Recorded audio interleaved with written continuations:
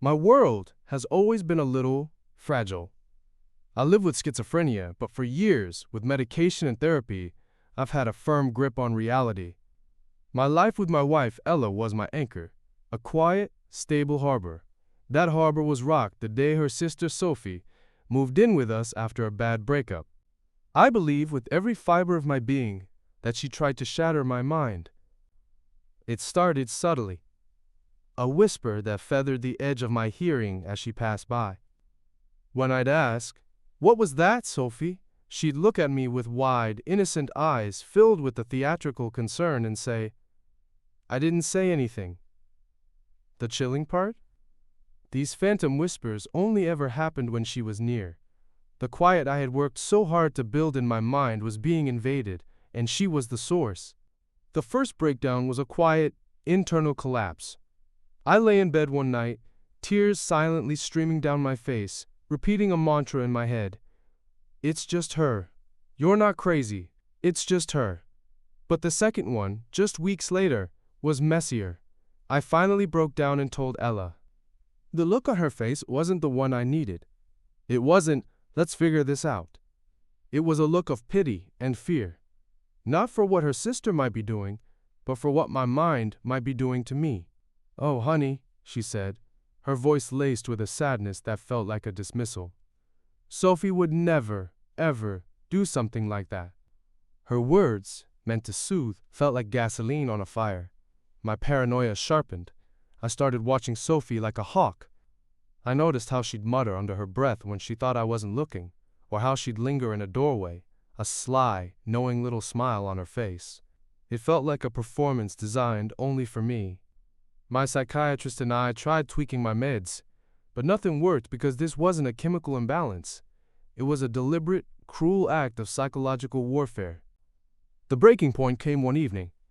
I was walking down the hall, and I heard it, as clear as a bell, from the kitchen. A single, sinister word. My name. My blood ran cold. I stormed into the kitchen to find Sophie just standing there, humming as she poured a glass of juice. Something inside me snapped. "Stop it!" I yelled, my voice shaking. "Just stop the act and admit what you're doing! Why are you trying to hurt me?" Her face crumpled instantly into a mask of terror and confusion. Tears welled in her eyes, and she fled the house, sobbing. I knew exactly what she was doing, calling Ella at her design agency, painting me as the unstable, aggressive monster. My heart hammered against my ribs. Ella hates being called with drama while she's on a deadline. Sophie didn't return until she saw Ella's car pull in. They walked in together, a united front. Ella looked exhausted and heartbroken.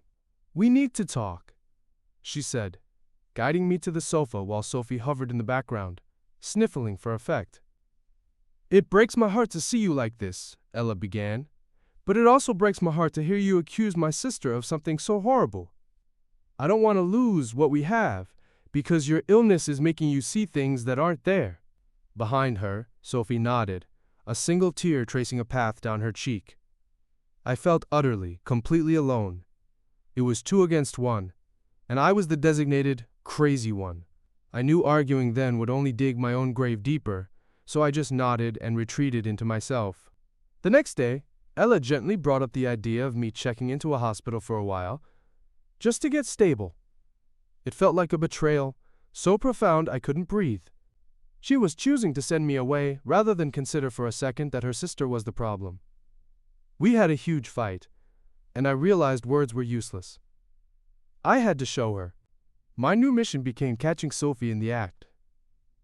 I didn't have to wait long.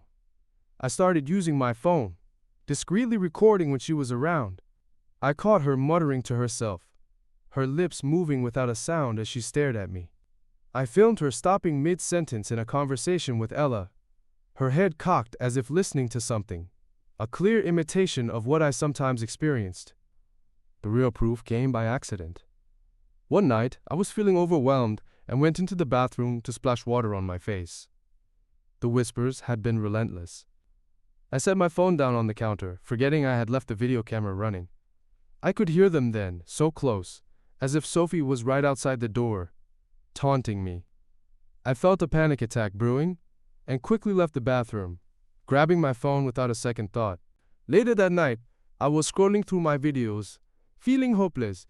When I played the bathroom clip, I heard the faint sound of my own breathing, the drip of the faucet, and then a floorboard creaking just outside the door. And then her voice, crystal clear in the recording, whispering cruel, nonsensical things. Never get better, losing it, all in your head. I felt the air leave my lungs. It was a moment of pure, terrifying vindication. I wasn't insane. This was real. With shaking hands, I took the phone to Ella. You need to see this, I said. We sat on the bed, and I played the videos. I watched her face shift from worried skepticism to dawning horror, and finally, to shock. The color drained from her cheeks when she heard the audio from outside the bathroom. She finally understood. The next evening, we confronted Sophie together. At first, she denied everything, but when I played the recordings, she crumbled. Sobbing, she finally confessed. Her reasoning was twisted and born from ignorance. She'd read horror stories online about schizophrenia and was terrified of me.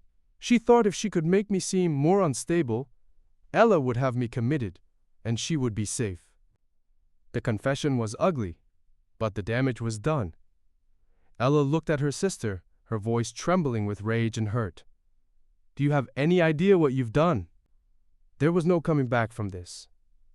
The next morning, Ella told Sophie she had to leave. Sophie's remorse vanished, replaced by a venomous anger. She screamed at us, accusing us of throwing her out on the street. As she was leaving, she shoved past Ella at the door. She looked right at me, her eyes filled with pure hatred, and mouthed two words. Watch out. The silence in the house, after she left, was the most peaceful sound I'd ever heard. Ella and I are slowly rebuilding. She has cut all contact with Sophie. The trust between us is fragile, but for the first time in months, I feel like I have my anchor back. I'm not just a diagnosis. I'm a husband who is gaslit and tormented, and my wife is finally seeing me, not just my illness. Thank you so much for sticking with me through this story. I know it was an intense one, and I really appreciate you being here to unpack it with me.